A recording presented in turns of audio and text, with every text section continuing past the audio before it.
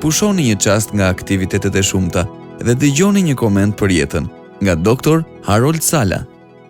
Ball për ball me Perëndin. Besimi. Prandaj po ju them, të gjitha ato që ju kërkoni duke u lutur, besoni se do t'i merrni dhe ju do t'i merrni. Ungjilli sipas Markut, kapitulli 11, vargu 24. Menjëherë pasi shkolla biblike në Dallas u themelua në vitin 1924, bota filloi të binte në një krizë financiare që u bë e njohur si depresioni i madh.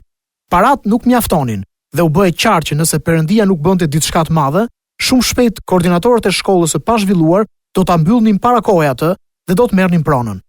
Çfarë bëni ju kur keni nevoja financiare? Në atë kohë, disa ju shkruan letra për ndihmë financiare.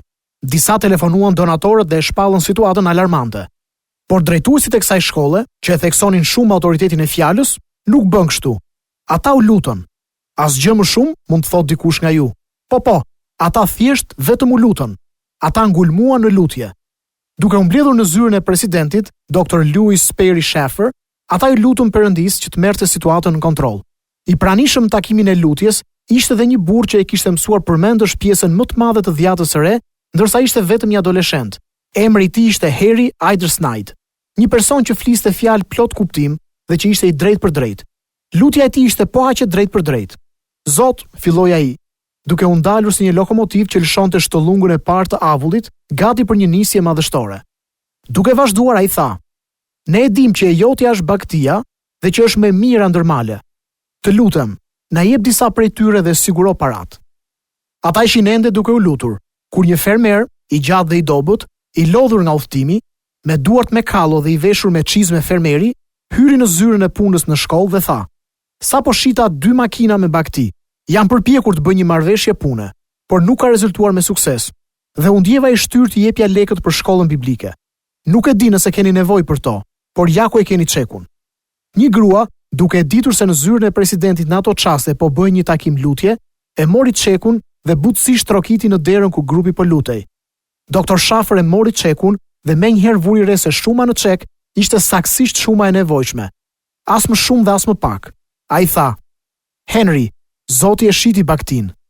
Shumë kohë më parë psalmisti shkroi fjalët e krijuesit, i cili tha: "Të mijat janë në fakt tër kafshët e pyllit. Imja është bagtia që ndodhet më mira ndër male." Psalmi 50 vargu 10. Pyetja është kjo: nëse Perëndia zotron bagtin që është më mira në male, si mund ta bindim Perëndin që të na dërgojë disa prej tyre, siç bëri i riu i cili u lut në zyrën e Dr. Schafferit? Janë 5 udhëzime për këtë nga shkrimi, të cilat i përgjigjen kësaj pyetje. Udhëzimi i parë: lutuni specifikisht. Merrni kohë të lexoni kapitullin e 6 të Ungjillit sipas Mateut dhe ta studioni atë pasazh që quhet lutja e Zotit. Më pas, studioni lutjen e Jezusit dhe gjërat që ai kërkoi. Ai u lut për gjëra specifike. Nëse ju doni mishin e kofshës së pasme të viçit, atëherë lutuni Zotit specifikisht për këtë. Nëse ju duhen $50, kërkojini Perëndis atë shumë specifike. Udhëzimi i dytë: lutuni me ngulm.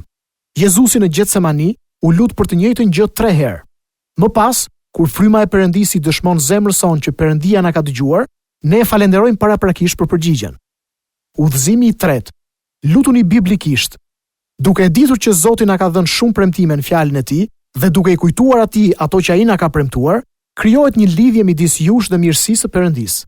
Udhëzimi i katërt: lutuni me besim. Jakobi thotë se kur dikush lëkundet, ai është si dallga në det, i shtyrë dhe i tërhequr nga do nga era. Ai person nuk merr asgjë nga Perëndia. Lexojini këtë tek Jakobi, kapitulli i parë vargu i 6. Udhëzimi i pestë: lutuni me sinqeritet.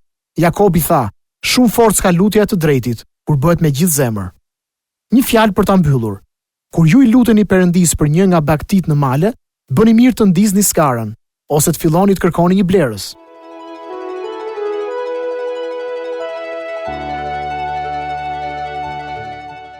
Sa po dëgjuat Dr. Harold Sala në këtë koment për jetën. Për më shumë informacion për këtë program, vizitoni radioviz7.net.